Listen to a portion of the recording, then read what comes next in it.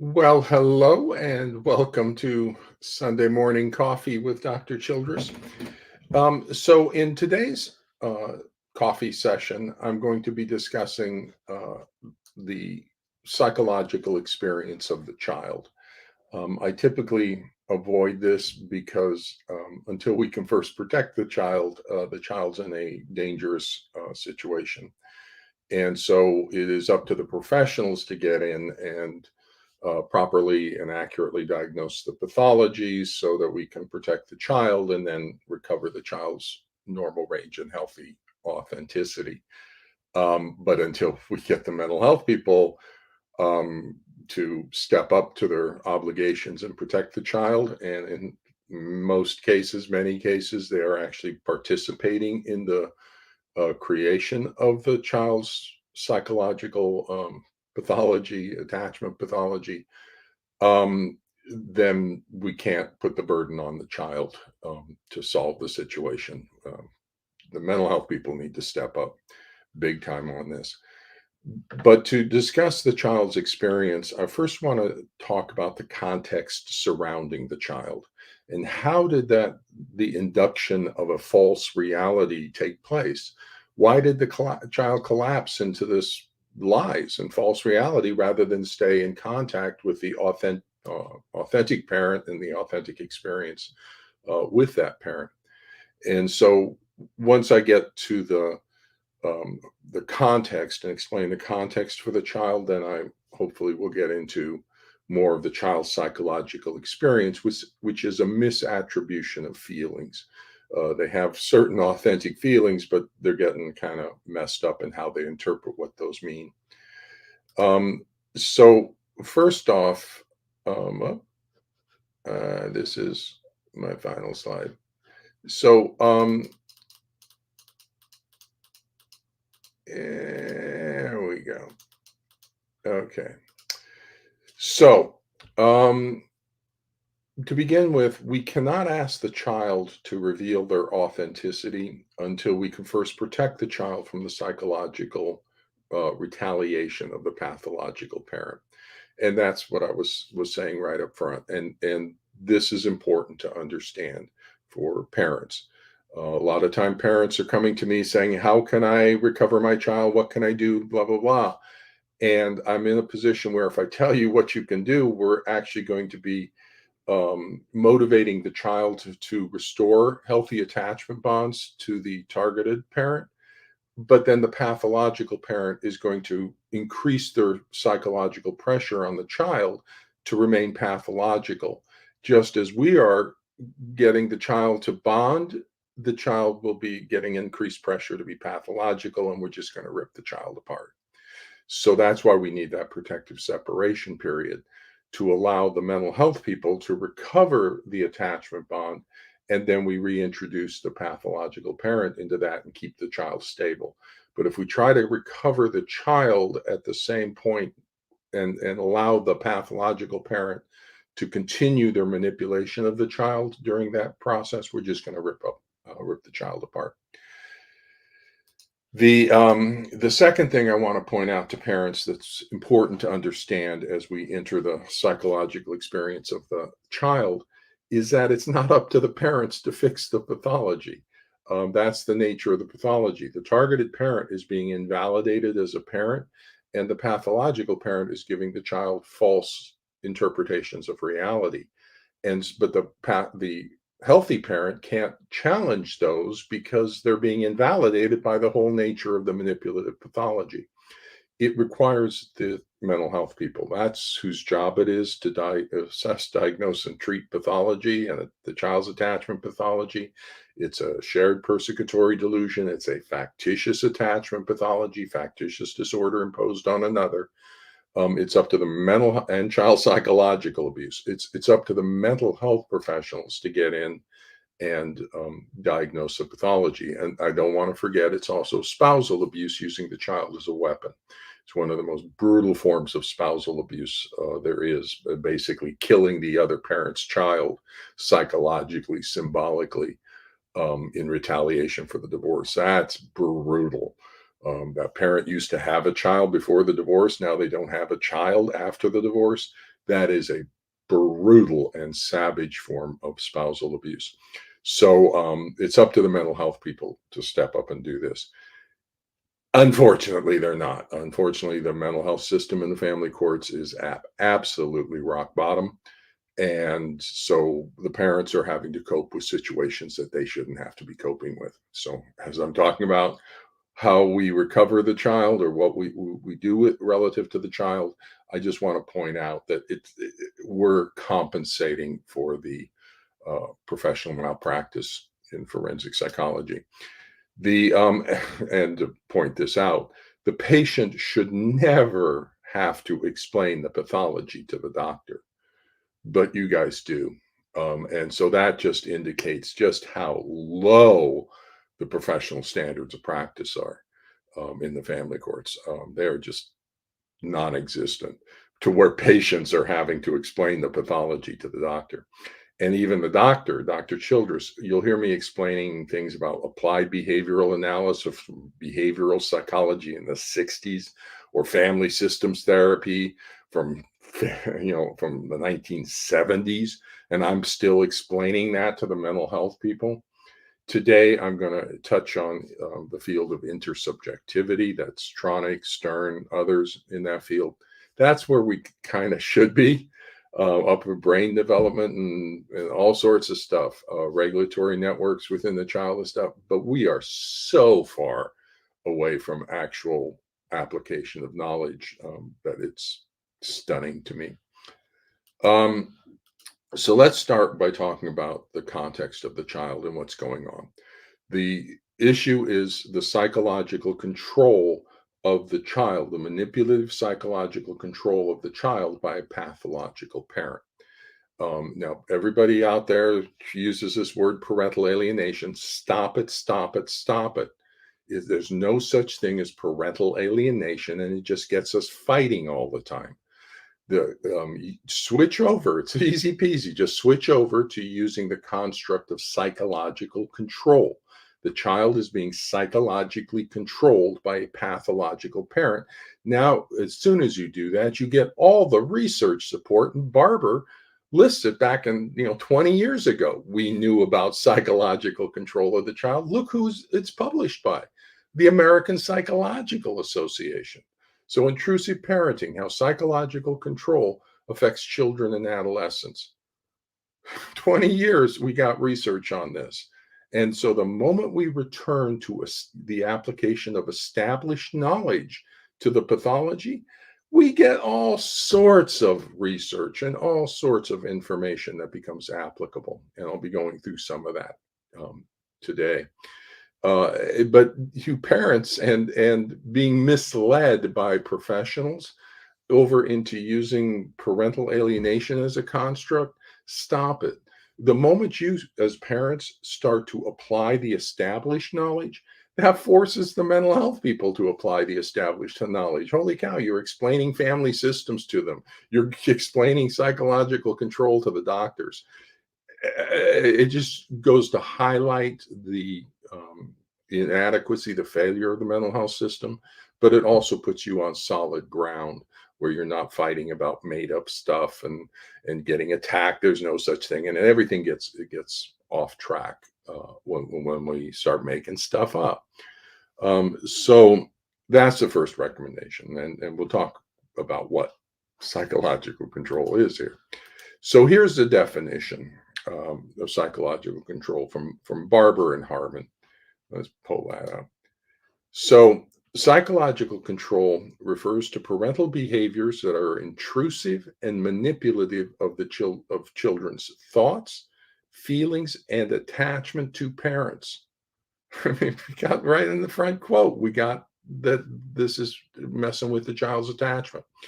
These behaviors appear to be associated with disturbances in the psycho-emotional boundaries between the child and the parent. So those psychological it's a boundary violation. It's like psychological incest. Incest is a physical boundary violation. This is a psychological boundary violation, and that's a psychological abuse. It destroys the child from the inside out, and hence the development of an independent sense of self and identity. the two people become fused into a single psychological state, single emotional states, belief system, everything. And that's what the psychological control does. It overwhelms the child's sense of identity and creates a false or shared identity. And when that shared identity is or the pathological parent has a persecutory delusion, that identity then shares the persecutory delusion. So here's how it happens. Okay, so it doesn't happen through coaching. When I hear that term, the coaching or stuff, that's just ignorance, absolute ignorance. This is what 2010. So 10 years ago, this is the state of this our understanding of the issue. Psychological control can be expressed through a variety of parental tactics, including guilt induction, which refers to using guilt inducing strategies to pressure children to comply with a parental request. That's used a lot, especially the borderline variant. The borderline parent goes victim and creates this nurturing out of the child, where if the child bonds to the uh, targeted parent, then they feel guilty for betraying their alliance to the pathological parent. So guilt induction in that cross generational coalition, contingent love and the withdrawal of love. That's true for both of them. Narcissists are really good at this. They give you all sorts of love and the stuff if you, and then they can get really nasty and cold and mean if you don't do what they want. So the child quickly learns that this is going to get me parental love, and this is going to get me like a bad, um, uncomfortable parent. Instilling anxiety, which refers to the induction of anxiety to make children comply with parental requests. That is absolutely true. They create this false belief in the child that the other parent represents a danger to the child. So we get all these anxiety displays. And the attachment system is a predator driven system. That's how it evolved. And so the baby zebra is keeping an eye on mommy zebra. And if mommy zebra gets anxious because she sees a predator, that child goes, woo, and there's a predator out there and gets close to mommy zebra. So the attachment system is a predator driven system that is exquisitely sensitive to parental displays of anxiety. And that's what's happening. The pathological parent displays anxiety about the child being with the other parent, which signals to the child that parent is no longer a protective parent, the targeted parent, but has become a predator. And so that messes with the child's attachment, as we noted earlier. And then also invalidations of the child's perspective, which pertains to parental constraining of the child's spontaneous expressions of thoughts and feelings. Yeah. So if the child comes over, a pathological parent says, "How was your time with the other parent?" The child says, "Oh, great, it was fine." That parent goes into that withdrawal of love and how you doing? But if the child says, "Oh, it was awful. I was bored," the parent lights up and says, "Oh my goodness. Oh, you poor thing," and gives nurture to the child. "I can't believe they didn't have things planned for you," and acts as if the child is being victimized. And so the child's authentic positive experiences with the other parent, the targeted parent, are invalidated and are replaced by the child expressing criticisms of the targeted parent, which can then allow the pathological parent to play the role of the protective parent. It's all a kabuki theater of victimized child, protective parent, abusive parent. And all the pathological parent has to do is get the child to become or enter the role of the victimized child, and that automatically defines there has to be an abusive parent. So the targeted parent must be abusing the child if we have a victimized child, and then a live parent can come in as a protective parent. And so it's just getting the child to believe they're being victimized, and it's a manipulative way. There's 1,000 ways that they can do that. One of the primary ways, and this is Stone, Bueller, and Barber, who describe pretty much what's going on in the family courts and link the psychological control over to the family systems dynamics. So the concept of triangles describes the way any three people relate to each other and involve others in emotional issues between them. Notice the person, Bowen. So that's a major family systems therapist. And there's another quote of where if you go to the Bowen Center for Study of the Family, Google it and go there and look up the 8 constructs. And one of them is triangles. And there'll be a nice little quote about how families always collapse into triangles. A two-person conflict isn't stable. A three-person conflict is. And so family conflict collapses into three-person triangles. Now, well, so Bowen, in the anxiety related or the anxiety filled environment of conflict, a third person, the child, is triangulated. It could be grandparent, others.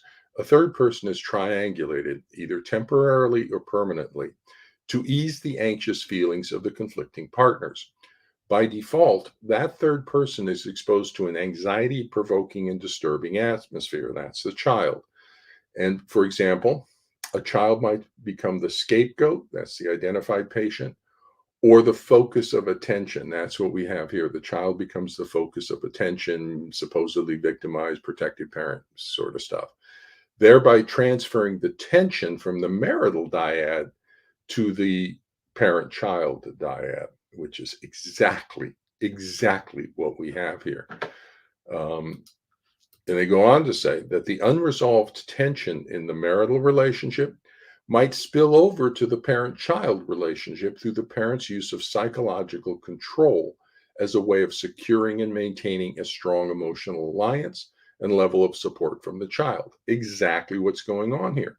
So that the idea that these mental health people, these forensic psychologists and reunification therapists and child therapists and everything, are don't know this and aren't assessing for this and aren't incorporating this into their diagnosis and treatment plan, the issues around psychological control, is phenomenally incompetent. Okay, they are practicing, and I would question, where are the licensing boards? Why are you having to explain this and give these quotes to the doctors to explain what the where are the licensing boards who are supposed to be getting you competent mental health services? Nowhere to be seen. And that's the critical issue. That's what has allowed everything to go to the bottom. Their licensing boards are active in ADHD and autism and everything else. They do not require competence in the family courts. And you have to understand why. Um, the let's go back for a second.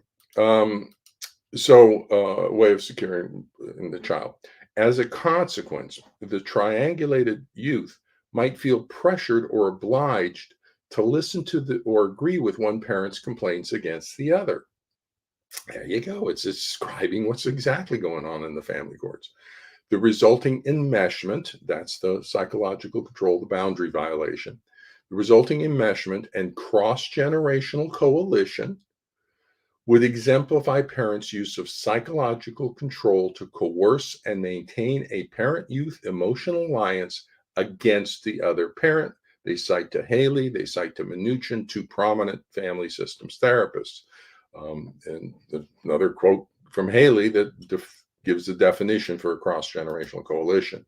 This is a structural diagram from Salvador Mnuchin, who that shows the pathology in the family courts. That's a father and a son in the meshed cross generational coalition against the mother, and it's resulting in an emotional cutoff. And the inverted hierarchy is that the son is up on the parental level and the mother is down at the child level. So that allows the child to judge the parent as if the parent was the child and the child was the parent.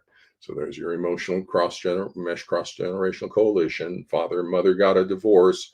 The emotional cutoff is between the son and the mother. And then the inverted hierarchy is that the child has now flipped up above and so is judging down at the parent as if the parent were the child and the child were the parent. So again, this is family systems therapy from the 1970s and 80s, that these mental health people around you are assessing, diagnosing, and treating families and not applying family systems therapy and family systems construct is malpractice, in my opinion. It's practice beyond the boundaries of your competence if you're not applying knowledge to what you're doing and you're just making stuff up. Where are the licensing boards? So let's talk about the other parent for a second, because that's also an important part of this to understand. This is not normal range we're talking about. These are significantly pathological parents, and that's what kicks it into the child abuse range. Is they're a problem, and they're narcissistic and borderline, and that's your classic difference between the two. They're basically variants of the same type of pathology. The narcissist has stopped trying to achieve love. They've sacrificed love to achieve safety. The borderline approach pathology is still trying to get love, but sacrifices safety to get love. And so it's different styles of dealing with the same problem. But then we add a new layer onto that out of the research. Those are diagnostic pathology, narcissistic and borderline. Research has identified a third or a group of personalities, um, a constellation of personality characteristics called the dark personalities. And Melanie Greenham has written some wonderful articles about that and with me. They're up on ResearchGate. You can Google them. On the dark personalities and their collapse into persecutory delusions in the family courts. So here's the definition of the dark personality parent that we're working with here. So, first cited by Paulhus and Williams, the dark triad, that's the core first pathology identified. The dark triad refers to a set of three distinct but related antisocial personality traits: Machiavellianism, extremely manipulative; narcissism; and psychopathy. Oh my goodness. They're narcissistic, they're psychopathic, and extremely manipulative. And they are in the family courts. They are unidentified, undiagnosed, and untreated. And they are just wreaking havoc on the other parent and the child. And nobody is stopping these severely pathological parents. But we don't need to diagnose the parent's personality pathology. What we need to understand is what the personality pathology is. And then, as the consequences of that come in, the child's all distorted. We know where it comes from. We can recognize the child's symptoms of the pathology, and we don't have to chase the parent's pathology down the rabbit hole. We identify it by the child's symptoms, and then we have the context knowledge of knowing what produces that particular set of child symptoms. So each of the dark triad traits is associated with feelings of superiority and privilege.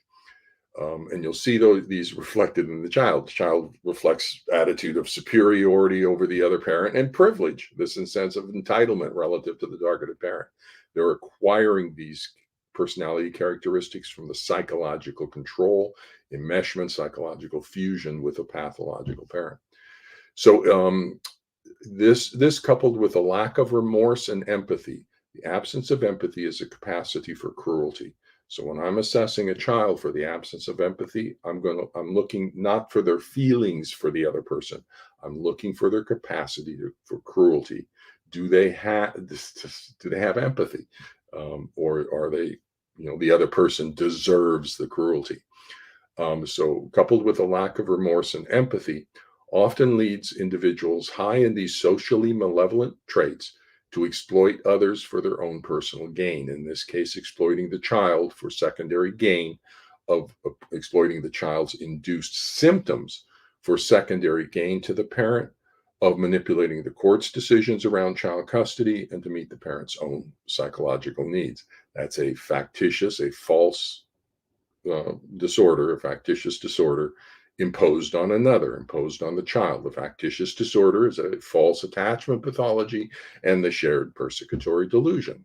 And so that's the diagnosis of the pathology. And both of those, either of those, are child psychological abuse diagnosis.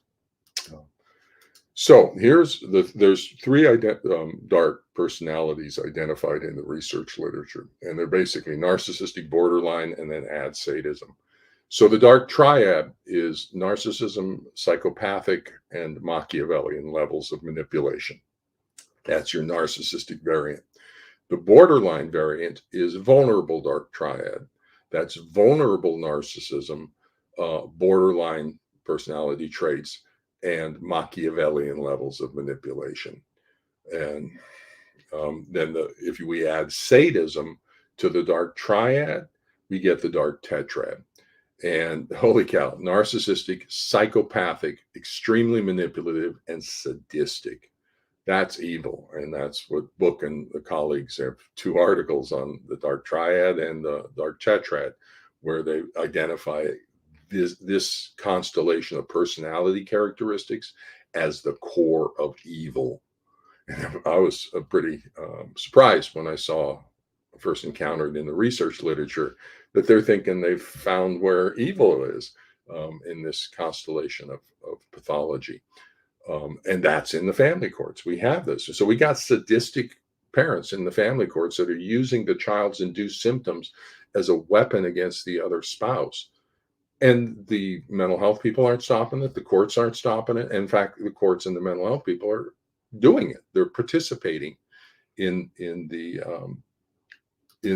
psychological abuse of the child and the psychological abuse of the other spouse.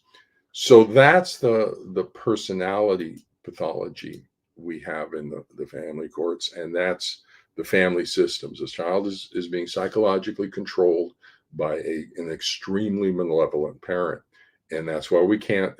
Don't want to. I'm reluctant to asking the child to bond to the targeted parent, knowing that that's what I have to send them home to.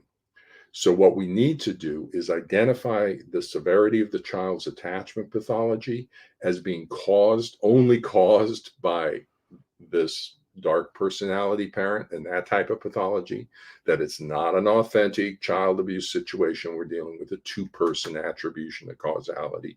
We do a differential diagnosis. We diagnose the pathology as being caused by the pathogenic parenting of the allied parent. And there's ways to do that once we understand what the pathology is and go about doing that. And then we protect the child, and we give the child, for psychological abuse, I'd recommend about like 3 months to give therapy the chance then to bond the child back and recreate, recover the child's healthy normal range attachment bonding to the normal range targeted parent, stabilize the kid's return to reality out of the delusional disorder, and then we reintroduce the abusive parent with enough safeguards in place to make sure the abuse doesn't resume. And the safeguards would be an outcome measure. And so we would help the child learn coping strategies for coping with a more difficult parent, the pathological parent, but we would also take away the rewards that pathological parent is getting for producing pathology in the child. So we take away the reinforcers that are serving to keep that motivation in place. It's not working anymore. We stop the manipulation. The moment it's not working anymore, then that pathological parent has no motivation to create the pathology in the child, and the child's free. So that's, we need a protective separation, but it goes based on diagnosis. Is there child psychological abuse? Then that diagnosis guides treatment. Now, as we shift into the psychological state of the child through all of this, how did this child collapse? The actual process of that is in a brain system called intersubjectivity. There's two relationship systems, the attachment system and the second one, intersubjectivity. They're both primary motivational systems of the brain. So I refer to intersubjectivity as psychological connection. It's what we feel when we go into the movie theaters and we psychologically connect to the actors. And then we feel as if we were the actors. We feel what they're going through, their motivations and feelings, as if we were them.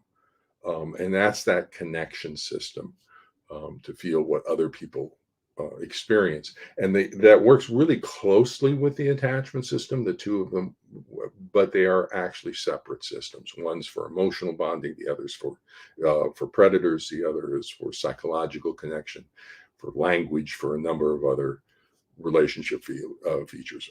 Downloading emotional regulatory networks is through the intersubjective system. And some of the main people, Stern, I think, is the main person over here. Tronick is right there with him. Stern and Tronick were one and two.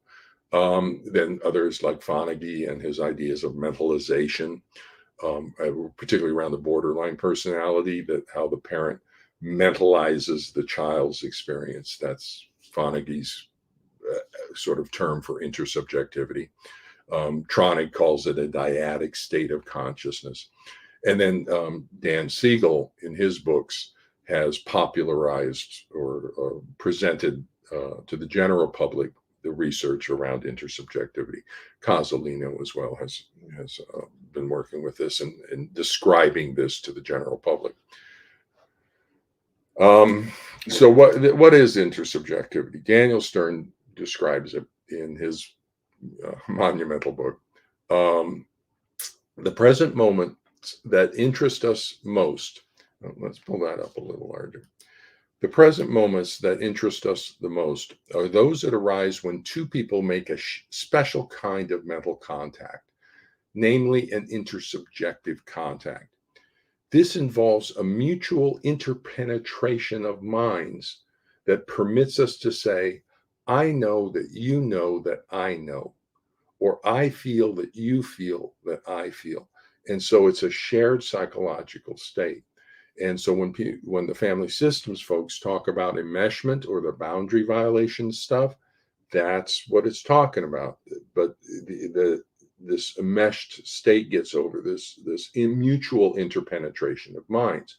Now, what should be happening developmentally is that there will be these empathic failures that could create breaches that are then repaired. And then there's another breach and another repair and another. And that's the breach and repair that establishes boundaries within intimacy. So we have both intimacy and separate boundaries. That's a breach and repair sequence that Tronick talks about. And that's why it's critical. What we have in the family courts is a breach with no repair. That's the worst possible outcome. Tronick calls it the ugly, the good, the bad, and the ugly. The worst thing we can possibly do is leave a breached attachment bond unrepaired, because it's that breach and repair sequence is doing all sorts of stuff about downloading regulatory systems and downloading, just the child's understanding and capacity to repair relationships when they go south. But this child doesn't have that capacity because they're missing the breach and repair sequence. So, this involves a mutual penetration of minds. And it's along the mirror neurons, is if you want to go a little bit further into it. So Stern also says in his description, and understanding this is a neurological brain system, our nervous systems are constructed to be captured by the nervous system of others. Our intentions are modified or born in a shifting dialogue with the felt intentions of others. So that's what's happening. We got the narcissist and borderline and their felt experience, and the intentions and feelings and psychological state and thoughts of the child are being born in this shifting dialogue with the pathological parents' feelings and motivations. Our feelings are shaped by the intentions, thoughts, and feelings of others. And our thoughts are co-created in dialogue, even when it's only with ourselves. In short, our mental life is co-created. This continuous co-creative dialogue with other minds is what I'm calling the intersubjective matrix. Now, when I hear people, out in the court system, ignorant people say, well, is the child being influenced? Of course the child is being influenced. I mean, holy cow, that's how we work as humans. Is it it is almost impossibly rare, I would imagine impossible, for a Christian family to raise a child who says at 10 years old says, "I'm gonna be a Muslim," and the two parents are Christian. And no, the children adopt the belief systems of the culture and the parents and everybody that surrounds them. So Christian families raise Christian children, and at least until adulthood. You don't see 12-year-olds deciding their religious faith or their political stuff or anything, because their brains aren't working yet, and they're socially referencing their parents. That's what it's called, socially referencing for meaning. And so the idea that we have independent children making decisions, no. The question becomes, what influence is the parent applying, not whether or not. It's what that influence is. And so the ignorance and incompetence in the mental health people is substantial, phenomenal. It's malpractice. Where are the licensing boards? And we need to get you some competent mental health people. And so I'm talking to the mental health people. I'm teaching you about applied behavioral analysis or family systems therapy, those sorts of family systems constructs, or diagnostic stuff about delusional thought disorder. I'm educating you so you can educate your mental health professionals, but I'm educating you about stuff in the 60s and 70s and 80s, attachment stuff. I'm not up to even the 2000s yet on intersubjectivity and where we've gone in the last 20 years with mirror neurons and all that stuff, which is where the mental health people should be. The doctors should be up here. But I'm having to educate the doctors about stuff from ages ago. So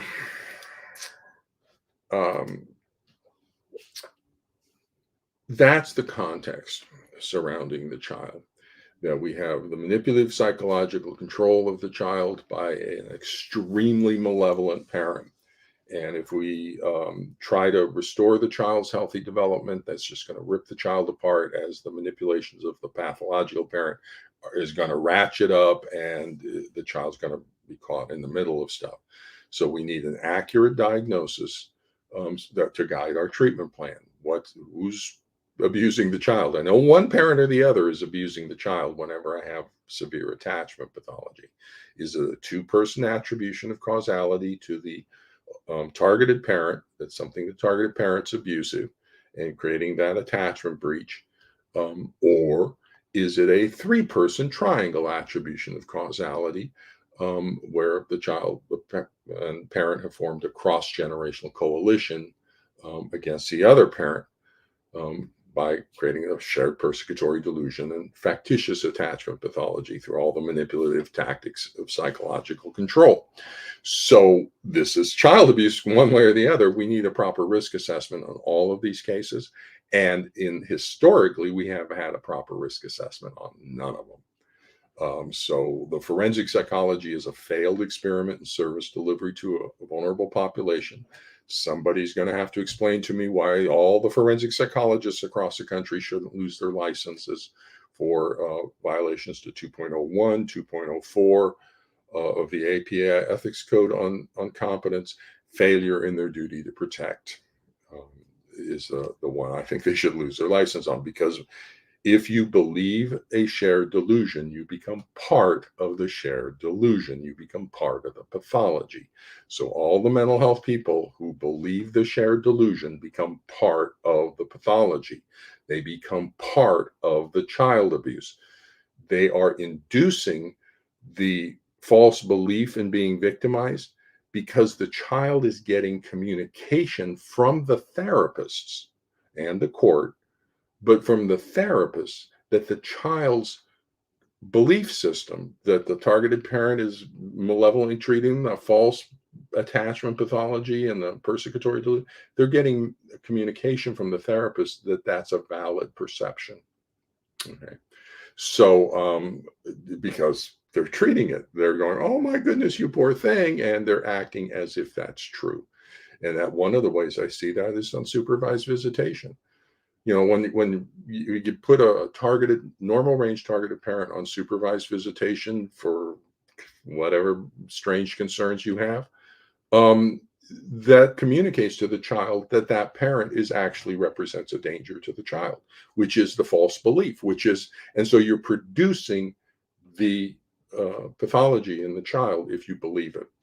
And that's a critical piece for parents to understand in my recommendations for how you cope with your child's pathology. You have one parent who's all distorted, you have you who's all normal, and the child is in between, and the distorted parent can get in there and manipulate the child to get into a false belief system. What I recommend to you parents is using that intersubjectivity system and your anchoring in reality to get the child over to reality, to stabilize the child in reality, not because you're explaining reality to them. Their frontal lobes don't work. Cognitive interventions, explaining them to the pathology won't work. The fundamental thing you have to do is not believe the lies. The pathological parent is going to try to destabilize you in every way possible. This comes off of the work of Dorsey Pruder. The pathological parent is going to destabilize you in every way possible by challenging reality, false allegations, by challenging your role as a parent. Oh, you're no longer a mom or a dad. By challenging your child. Who's this child? And why are they reacting the way they are? And by destabilizing you financially, driving this into the court, shaming you publicly. Oh my gosh, your child doesn't even want to be with you, kind of stuff. And they trigger you into your anxiety, where you begin to want to prove reality to people. And you have to, because the lies, and these ignorant mental health people are believing the lies unless you prove reality to them, because they're ignorant and incompetent. So you have to educate your doctors. So you're surrounded in a very difficult situation. And that's, again, going back to the fundamental issue, is it's not up to you to solve that. It's up to the doctors to solve that, because you're being invalidated and you're in the middle of a pathology that's a pathology of lies with a narcissistic, borderline, dark personality parent. Holy cow, the mental health people should be protecting you from the spousal abuse, using the child as a weapon. That's their obligation. Oh, by the way, protecting the child from the psychological abuse and destruction of their lives, factitious disorder imposed on another, shared persecutory delusion, a thought disorder, that's destroying the child's attachment system. The mental health people should be protecting the child from child abuse, and they're not, and they haven't been for 40 years. In forensic psychology, somebody's going to have to explain to me why they shouldn't lose their license for that. But I don't want to put the onus on you, that there's something you could be doing, or that you're no. You did nothing wrong. It's not your fault. There's bad people who are doing bad things, and we're going to make them stop. But it's not your fault. Okay? You didn't do anything wrong on this. And that's the classic statement, the classic you say when we make to child abuse victims. You did nothing wrong, kid. It's not your fault. You didn't provoke mom to start beating you with electrical cords. It wasn't something you did. And so that's also the case in the family courts for you parents. So, given that, what can you do? Well, one of the first things is don't believe the false reality that's constructed. Because the moment the child comes to you with a false reality, and you respond to the false reality as if it was true, you're communicating to the child that that false reality is true. Okay, so don't do that. But that means you're going to have to stay solidly in your domain of knowledge of what truth and reality actually is, and not trigger into your anxiety. And so I refer a lot of people over to Dorsey Pruder's Higher Purpose Parenting course, because that's the only trauma-informed course, parenting course I know of. But it also helps parents deal with that triggering into anxiety and keeps you out of, and because the moment you can not trigger into that anxiety, now you have the capacity to respond to actual reality rather than to the false reality that's being created. Um, and so start, because if you go back to, let's go back to,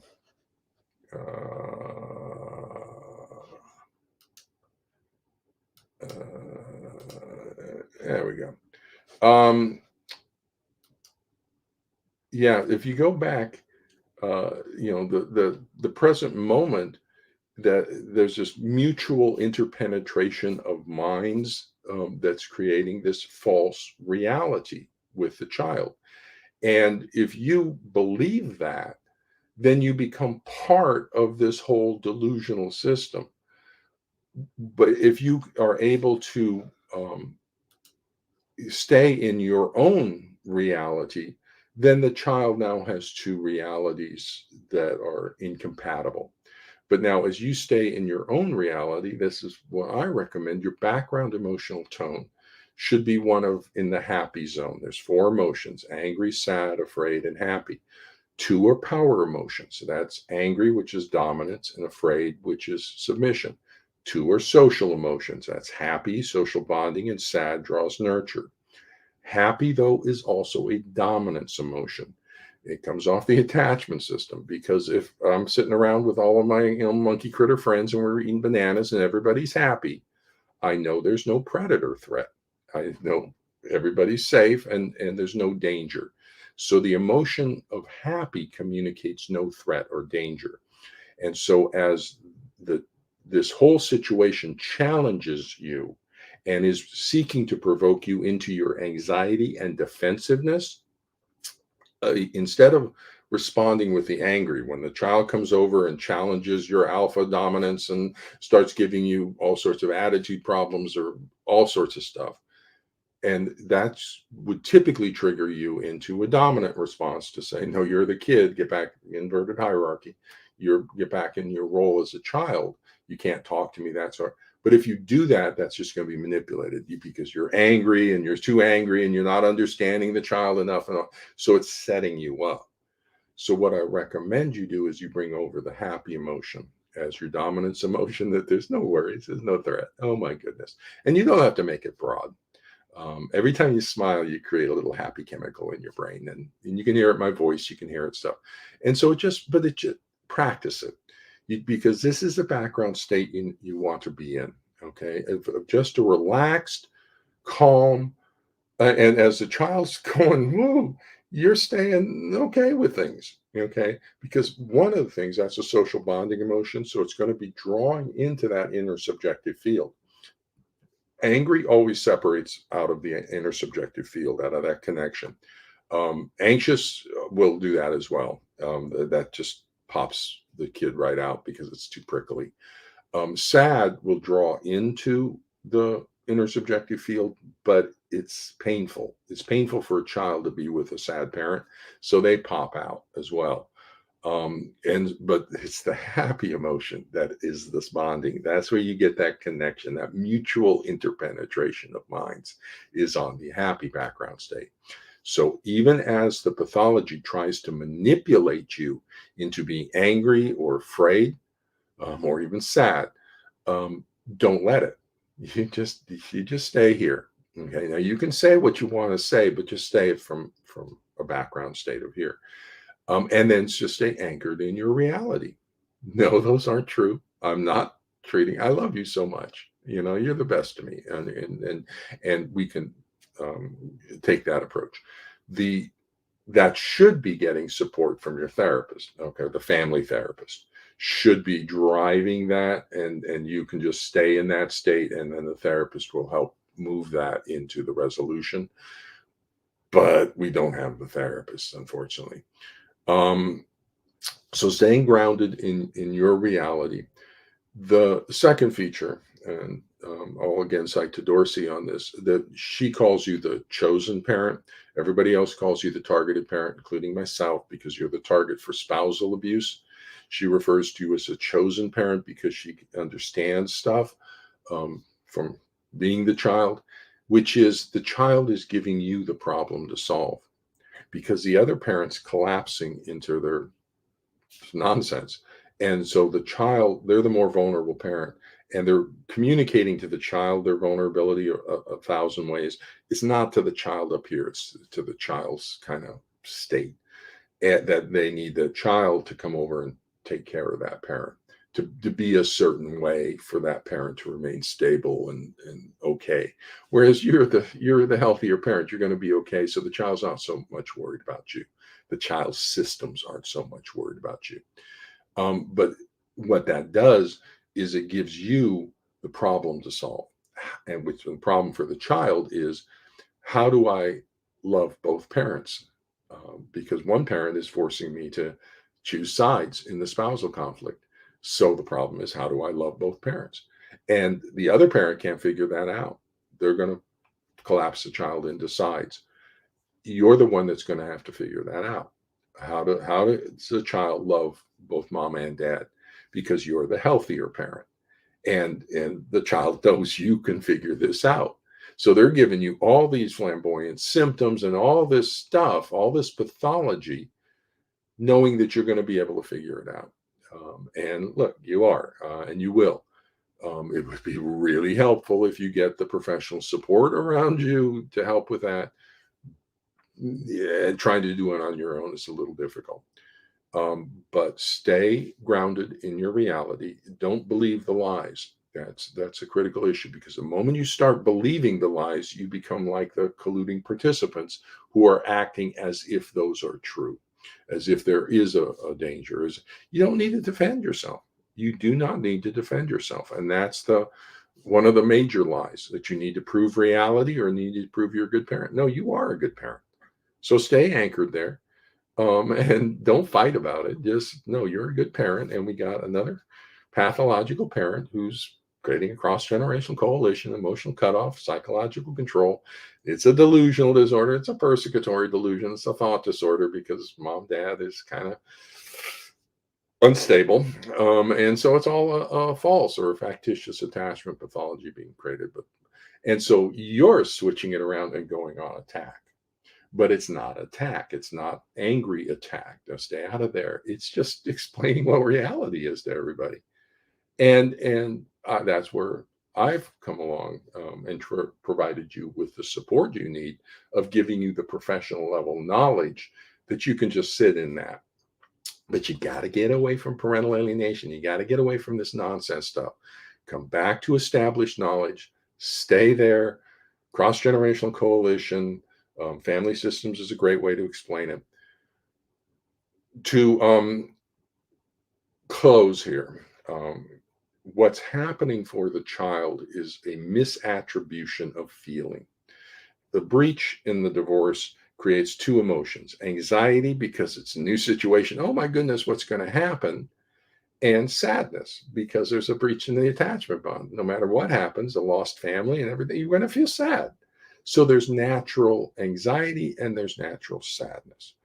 What should happen from normal, healthy therapist involvement is we just help the child understand those are natural things. We reduce the anxiety by taking a nice, calm, we got this, kid. Everything's going to be okay. It's not, we're just going from, intact family to now a separated family, but we're still a family, and it's just, everything's going to transition just fine. So we reduce the anxiety. And then the sadness is, you feel sad. Oh my goodness, what do you do about that? Oh, get affection. You get some hugs and you increase the affection that displays in the family. That would happen in normal range families. But we got a pathological parent who's just jamming in anxiety in here. And so they're creating this child's anxiety. Oh my gosh, this is a terrible thing. No, that's the narcissist borderline anxiety about being rejected or abandoned. It's the parent's anxiety that, oh, this is a terrible thing. This is traumatic for me. Oh, it's traumatic for the child. It's that fusion of states. And so I got one parent who's producing anxiety in here, but we got to bring that anxiety down. But they're Anxiety is is a signal that there's a predator in the world. When a parent's signaling anxiety and the parent's saying it's the other parent who's the predator, so child says, "I don't want to go to the predator. I'm going to be with the protective parent." And so there's a whole false reality that's being created around the child, a false narrative. And all that parent needs to do, the pathological parent, is get the child to believe they're being victimized somehow, and then all automatically the other roles or parental roles are defined. So they just want the child to believe they're a victim. Oh my goodness, you're a victim. That's why you don't challenge the child. You bring empathy to the child. Oh my goodness, you feel like you're a victim. Tell me more about that. Tell me more about how can we solve that? How can we feel? How can we? And you bring empathy as the way of correcting the child, helping the child rediscover their authenticity. And the way they discover their authenticity is because they see it reflected in you. You see them as the authentic child that they are, the authentic person that they are, and they will then see themselves reflected in you. If they are not this crazy, mean, hostile, afraid, terrified thing, no, that's not who they authentically are. That's the other parent's false creation of them. And if you respond to them as if this false creation was true, it kind of hurts their feelings. What do you mean? You think I could be this kind of human like this? Especially the adolescents when they're being all nasty and stuff. Really? You think this is who I am? Because you're responding as if this is who I am, as if this is reality, and you're trying to defend against it and do all this stuff. Don't believe it. Okay, so don't believe the lies. And the biggest lie is that that child doesn't love you. Oh my goodness, is that a lie? Heavens, no. So you just stay grounded in that. That's the biggest one of all. And you just stay grounded there and you stay grounded in the authenticity of your love. And the child will see their own authenticity reflected in you and your responses and in your empathy. Your empathy will help recover them. Um, the difficulty becomes if they bond to you, they're going to face retaliation from the other parent. So they're really caught in the middle. They're in a hostage situation. So you have to recognize that. And we need to first protect the child. This is child psychological abuse. No treatment is going to be effective as long as for child abuse is going to be effective as long as I'm sending the kid home to be beaten with electrical cords or sexually abused by the stepdad. No therapy is going to work as if I'm sending the kid home to be abused. So the first thing for all abuse diagnoses is you protect the child. So we need to know this is one way or the other. Diagnosis guides treatment. And so this whole feature of this being a custody conflict is a lie. No, custody is easy peasy. Driving it into the courts is a symptom of the narcissistic borderline dark personality of trying to manipulate the courts and everything by creating false pathology in the child. The custody conflict is a symptom. Okay. The issue is actually pathology, the child's attachment pathology. It should be over in the healthcare system getting treatment. And treatment depends on the diagnosis. Treatment for cancer is different than the treatment for diabetes. Treatment for an abusive targeted parent is different than the treatment for a psychologically abusive light parent. So we kind of need to know what the diagnosis is. And that's important for the mental health people because when I come into a situation, when as a therapist, and I've got two realities that are this divergent, and there's no middle ground that we got abuse one way or the other, I'm going to come in and get on a reality. I'm not going to play the middle because that communicates, that doesn't protect the child, but it also communicates there's the false reality is true. So when I come in, or the mental health people come in, we need to get an accurate diagnosis about what reality is, and then communicate that to the child in no uncertain terms. Your parents fine. There's no worries. They're not malevolently treating you in some way. Or, holy cow, I totally see it, and we need to protect you from that predatory parent. It's got to go one way or the other. And then we validate the reality that is real and invalidate the reality that's not real. but that means we need an accurate diagnosis 100% of the time. So let's do that. So that's the job. That's the requirements. Let's do that. Recommend a pilot program for the. I recommend you just listen to me. Okay. 3 diagnostic indicators, 12 associated clinical signs, parenting practices rating scale. Boom. You'll get it diagnosed 100% of the time. But if you don't believe me, you want to fight about me, get a pilot program for the family courts, develop the diagnostic assessment and treatment protocols, and do it. But we need to get an accurate diagnosis to guide the treatment plan for the child. In the meantime, let me just close off by saying, don't believe the lies. That's fundamental. Don't trigger into your anxiety. The biggest lie of all is that child doesn't love you. Heavens, no. Uh, again, Dorsey, that's an unbreakable bond. Don't worry about that one. You just stay anchored in your reality. Stay anchored in your love for your child, and stay calm. Um, don't let the pathology consume you. It tries moves from crisis to crisis. Don't let it consume you. Get a plan, establish a plan, work to the plan. And so in 6 months, the pathological parent is just showing up, but you're already there. So with that, I'm going to get off to my Sunday, and we will talk with you next week. Take care, everybody. Bye bye.